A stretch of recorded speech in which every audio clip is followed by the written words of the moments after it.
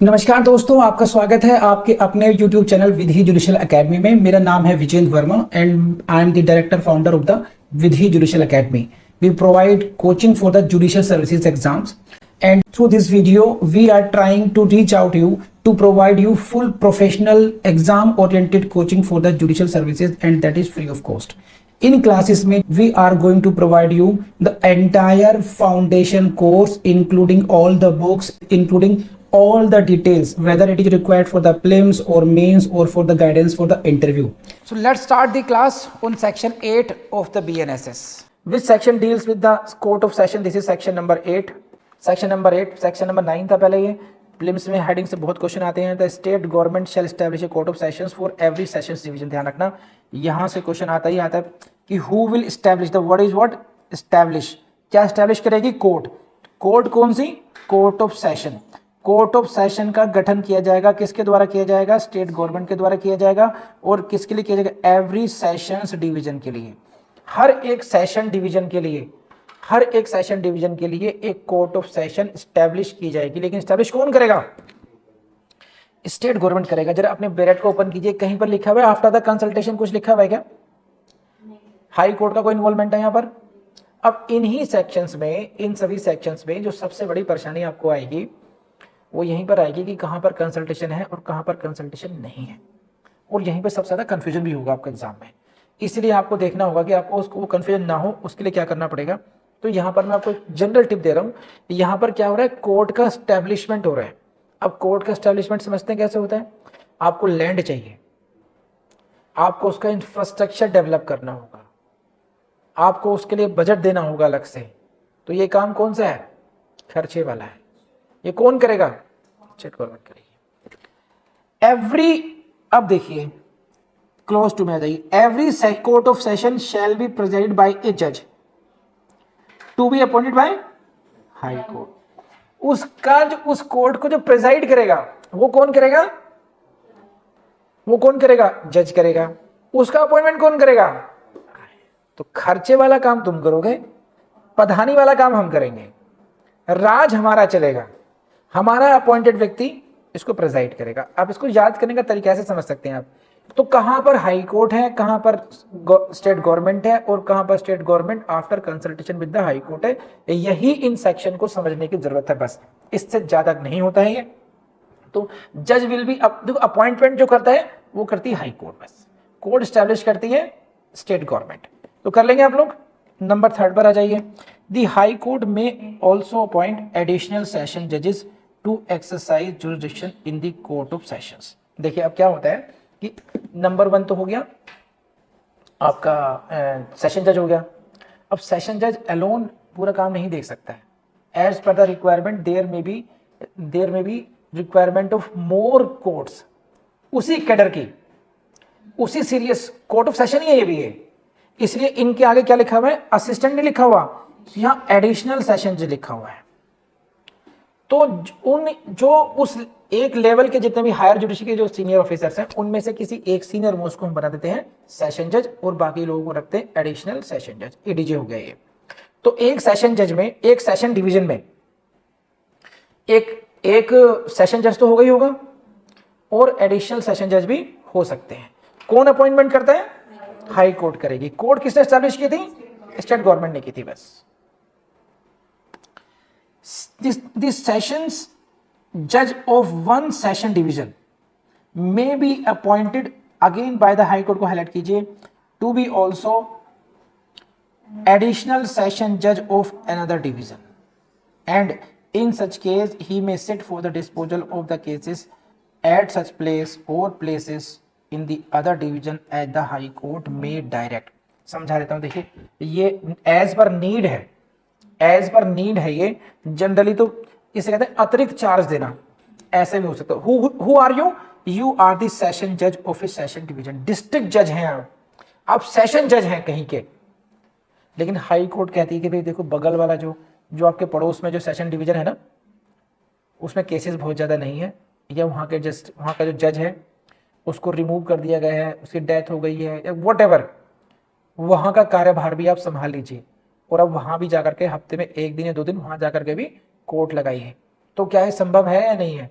Answer is yes. और कौन करेगा ऐसा? हाई कोर्ट करेगी। तो सेशंस जज of one session division may be appointed bye the high court to be the additional session जज ऑफ अनदर। तो यहां तुम क्या थे? सेशन जज थे। दूसरे में जाके क्या बन सकते हो? एडीजे भी बन सकते हो।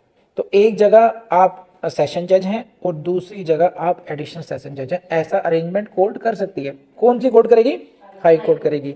और कहां बैठोगे आप? कौन से प्लेस से सिटिंग होगी आपकी? Who will guide this? High court. High court करेगी। इन सभी पॉइंट से क्वेश्चन आएंगे। Next question, where the office of session जज इज वेकेंट को राउंड कीजिए, दी हाई कोर्ट को राउंड कीजिए, may make arrangements for the disposal of any urgent application है। तो यहां पर देख रहे हैं ये वेकेंट है, ऑफिस ऑफ द सेशन जज इज वेकेंट, रिक्त है जज का पद। और क्या क्या क्या सिचुएशन आ गई है? Disposal of urgent application which is और may be made pending before such. ये तब क्या होगा? High court may make arrangement for the disposal, कैसे? बाय एन एडिशनल सेशन जज, और if there be no additional session जज बाय चीफ जुडिशियल मजिस्ट्रेट। तो ध्यान रखना, या तो पहला ऑप्शन क्या है?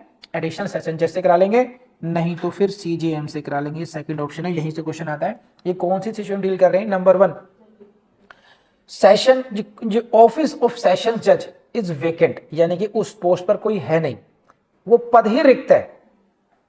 एक बात, अर्जेंट एप्लीकेशन का डिस्पोजल होना है, कोई बेल एप्लीकेशन अर्जेंट डिस्पोज होनी है, ऐसे मान लीजिए। तो उस अर्जेंट एप्लीकेशन को कौन कौन डिसाइड कर सकता है? नंबर 1 चॉइस ये एडिशनल सेशन जज। एडिशनल सेशन जज कर सकता है। तो ये तो समझ में आता है कि सेम कैडर के हैं। लेकिन मान लीजिए कोई एडिशनल सेशन जज भी नहीं हो, सपोज कि वहां पर एक ही सेशन जज था, वहां पर एक ऐसा जिला है, छोटा जिला है, वहां पर एडिशनल सेशन जज की जरूरत ही नहीं है, और सेशन जज की डेथ हो जाए, तो अब क्या हो गया? वो ऑफिस वेकेंट हो गया। तो उसके बाद जो डायरेक्ट जो सेकंड नंबर पर ऑफिसर है वो केवल सीजीएम है। तो sometimes an application, urgent application may be disposed by the CGM as well if there is no session जज, if there is no ADJ. तो इस सीक्वेंस को भैया देखो, ये बहुत ना, ये वही देखने में छोटत लागत घात करे गंभीर, घाव करे गंभीर वाले हैं ये जो सेक्शंस हैं। This sections are very simple in nature but they can cause you damage, severe damage, because you can take these sections as granted. और यहां से ही फिर गड़बड़ करके आओगे, तो इनको ज्यादा अच्छे तरीके से, सीरियस तरीके से करना आप लोग। ये समझा मैंने दिया आपको, कहां पर क्वेश्चन दिक्कत आएंगी। कौन करता है सारे अपॉइंटमेंट, सारे अरेंजमेंट? हाई कोर्ट करती है। एंड एवरी सच जज और magistrate shall have the jurisdiction to deal with any such application, कर सकते हैं। The court of session shall orderly hold its sitting at such place और places as the high court may by notification specify. तो ये sitting कहां पर होगी court of session की? जैसे हाई कोर्ट डिसाइड करेगी, तो हाई कोर्ट को हाईलाइट कर लीजिए बस। But if in any particular case court of session is of opinion, highlight करिए that it will tend to the general convenience को हाईलाइट कीजिए of the parties and witnesses to hold its sittings at any other place, to hold its sittings at any place को underline कर लीजिए। In the sessions division it may sit at that place.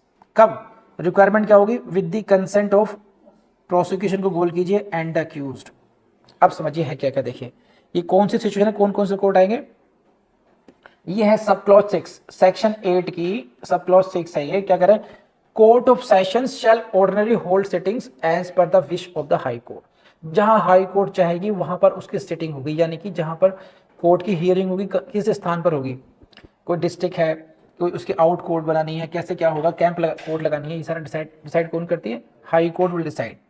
लेकिन एक situation ऐसी है, देखिए यहां से क्वेश्चन बचता है कि अगर कोर्ट ऑफ सेशन को ऐसा लगता है, if in any particular case, not in general, इस बात को ध्यान रखिएगा, जो जनरल प्लेस ऑफ सिटिंग है that shall be decided by the high court.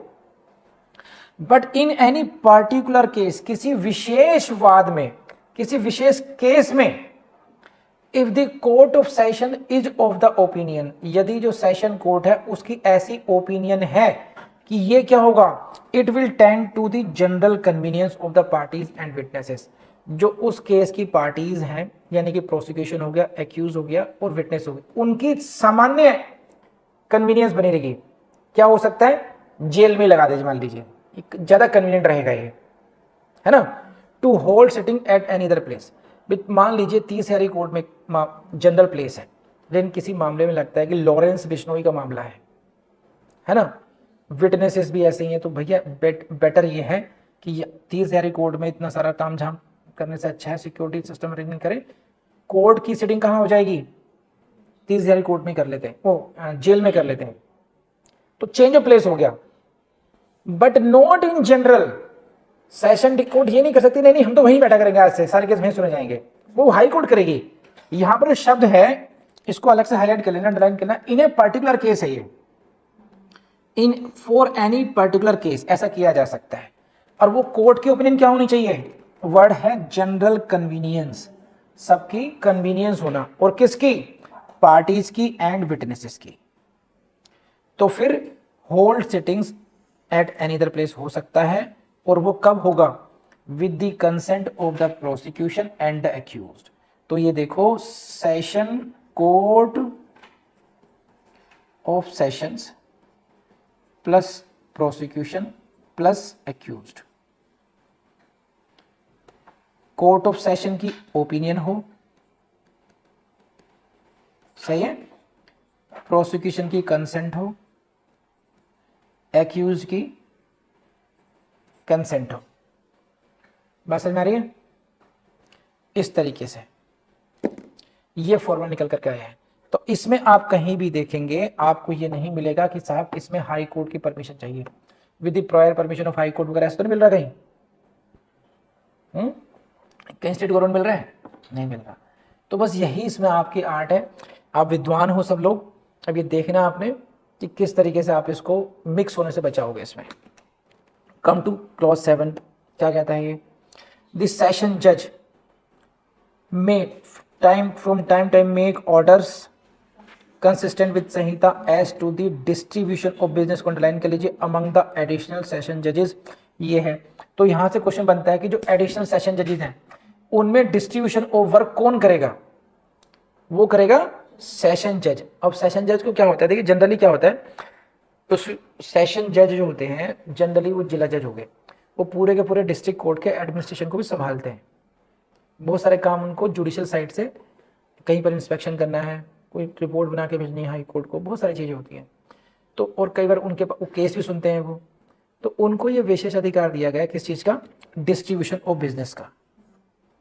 मान लीजिए मैं सेशन जज हूँ और आज जो है, हाँ जी पेशकार साहब कितनी एप्लीकेशन है सर, 15 तो बेल एप्लीकेशन है, अच्छा और क्या, और ये है सर, एक काम करो यार, वो चीफ जस्टिस आने वाले हैं, मुझे तो वहाँ जाना पड़ रहा है, एक काम करो ये पहली 5 जो बेल एप्लीकेशन है वो भरत साहब को भेज दो, अगली 5 को भेज दो बांसुरी मैडम को, ऐसे करके इनको भेज दो, ये बेल एप्लीकेशन ये सुन लेंगे। क्या हो गया, ये डिस्ट्रीब्यूशन ऑफ बिजनेस हो गया।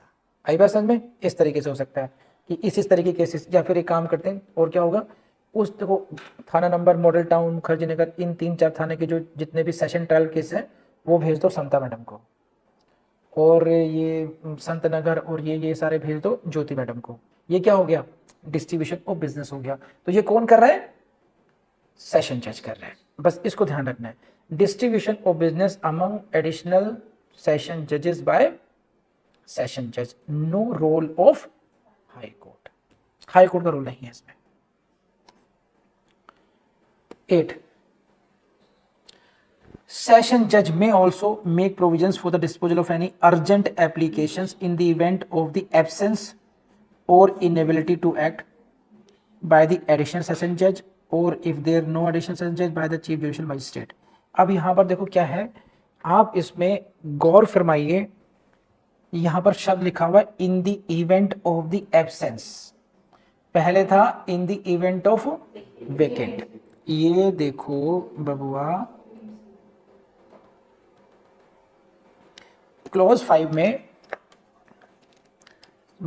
Where the office of session जज is vacant it is not absent. तो अर्जेंट एप्लीकेशन की सुनवाई होनी है, सेशन जज का पद रिक्त है, तब कौन करेगा इंतजाम, हाई कोर्ट को करना पड़ेगा।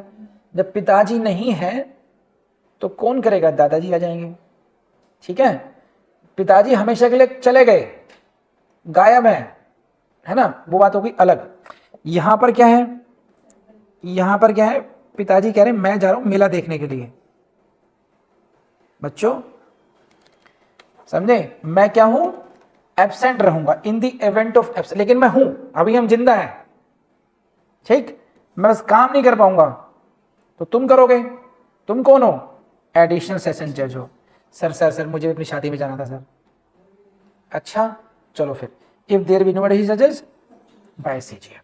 तो सेम पैरामीटर है, urgent application may be decided either by the additional session जज और in his absence by the CGM. अगर सेशन जज का ऑफिस वेकेंट है तो ये अरेंजमेंट हाई कोर्ट करेगी, और अगर सेशन जज है तो सही लेकिन वो ही इज एब्सेंट और अनेबल, देन सेशन जज ये इंतजाम करेगा कि अब मेरी एब्सेंस में अर्जेंट एप्लीकेशन डिस्पोजल कौन करेगा। भाई मैं 10 दिन के लिए जा रहा हूं एलटीसी पर, मुझे घूमकर आना है पोर्ट ब्लेयर, अब मेरे बिहाफ पर मेरी एब्सेंस में अर्जेंट जो एप्लीकेशंस का जो डिस्पोजल होगा एडिशनल सेशन करोगे, और तुम्हारा लिंक बना दिया गया सीजीएम को, अगर तुम छुट्टी पे जाओगे तो फिर ये सीजीएम साफ करेंगे। ये अरेंजमेंट करके चले गए। बोलो हाँ या ना। कोई यहां पर देखो कुछ कॉन्सेप्ट नहीं है, यहां पर केवल आपको जानना है चीजों को। सच जज और magistrate shall be deemed to have the jurisdiction to deal with this. अब क्या है इसमें खास बात, देखिए ये क्यों लिखी लाइन, पहले लाइन भी आई थी, सच जज और मजिस्ट्रेट यानी कि CGM shall be deemed to have jurisdiction to deal with any such case. अब इसमें कुछ केसेस में क्या होता है, जैसे एंटीसिपेटरी बेल की एप्लीकेशन है, एंटीसिपेटरी बेल एप्लीकेशन आ गई, that can be decided only by the session courts और by the high court. High court और सेशन कोर्ट को ही इसमें कॉन्करेंट जुरिडिक्शन हो सकता है एंटीसिपेटरी बेल। अब चलिए मैं ये आ गई है तो कुछ लोगों को नहीं आइडिया होगा क्या क्या, कितने लोग समझते हैं एंटीसिपेटरी बेल क्या होती है, प्लीज रेज हैंड। देखिए मैं समझाता हूं आपको। एंटीसिपेटरी बेल में क्या होता है कि अगर किसी व्यक्ति को ये अप्रीहेंशन है कि ही मे बी अरेस्टेड, तो then in that case he may apply to the court of session या फिर हाई कोर्ट में कि मुझे एंटीसिपेटरी बेल दे दी जाए। एंटीसिपेटरी बेल में क्या ऑर्डर होता है, एंटीसिपेटरी बेल का मतलब ये नहीं कि आपको अरेस्ट नहीं किया जाएगा, उसका मतलब ये होता है कि इनको अगर आप अरेस्ट करते हो, पुलिस को निर्देश होता है कि अगर आप इनको अरेस्ट करते हो तो तुरंत बेल पर छोड़ दिया जाए। अरेस्ट तो होगी but he will not be taken into custody. तो ऑन पेपर आपने अरेस्ट करा और तुरंत के तुरंत उनसे बेल बॉन्ड भरवाया और छोड़ दिया, ये होता है एंटीसिपेटरी बेल। तो वो जो एप्लीकेशन है उसको जो उस पर सुनवाई करने का अधिकार किसको है, कोर्ट ऑफ सेशन को यानी सेशन कोर्ट को, और दूसरा हाई कोर्ट को। ये तो भाई सब चलेगा छुट्टी पर, he is unable, urgent application disposal होना है तो एडीजे करेगा, एडिशनल सेशन जज करेगा, वो तो उसका इक्विवेलेंट ही है। सीजीएम को जनरली पावर नहीं होती है, लेकिन as per this in such circumstances that application may be disposed by the CGM. इसलिए इन्होंने ये इनेबलिंग फ्रेज ऐड कर दिया है, क्या है, सच जज और magistrate shall be deem to have jurisdiction to deal with any such application. उस एप्लीकेशन को डिस्पोज करने के लिए उसके पास ये अधिकार है, जुरिडिक्शन है, ऐसा माना जाएगा। नो बडी कैन चैलेंज कि CGM was having no power to decide such application, he was having power because of this provision. In general CGM के पास हो सकता है उस एप्लीकेशन को डिसाइड करने की पावर नहीं हो, लेकिन if it has been referred by the session जज देन ये माना जाएगा कि सीजीएम को ये पावर ऐसी है। ये वैसे इन जनरल ऐसा होता नहीं है, वो नौबत आती नहीं है, इन इतने एडीजे होते हैं, कोई ना कोई डिसाइड करने वाला होता है, लेकिन फिर भी एक प्रोविजन बना दिया गया है। ये तब की बात चलती आ रही है जब रिसोर्सेज बहुत कम थे, एक ही जज है, इतना ज़्यादा काम है, तो फिर भी सीजीएम तक लेके जाओ उसको। फिर अब आ जाइए इसके एक्सप्लेनेशन पे, क्या कहता है explanation. For the purposes of the Sanhita appointment does not include the first appointment for the posting और promotion of a person by the government to any service और post in connection with the affairs of the union और of the state under any law. Such appointment posting is required to be made by the government. समझाता हूं, देखिए इसमें क्या है, first appointment, the first appointment और promotion. देखिए यहाँ पे क्या लिखा हुआ है वर्ड, कि the presiding officer should be appointed bye the high court. ये पढ़ा था हमने भी पीछे क्या पढ़ा था कि प्रेजाइडिंग जज a court of session shall be presided by a जज who shall be appointed bye the high court. लेकिन फर्स्ट जो अपॉइंटमेंट होता है वो करती है गवर्नमेंट, जो भले ही एग्जाम कंडक्ट हाई कोर्ट कराए, हाई कोर्ट रेफर करेगी, लेकिन अपॉइंटमेंट का लेटर कहाँ से आता है?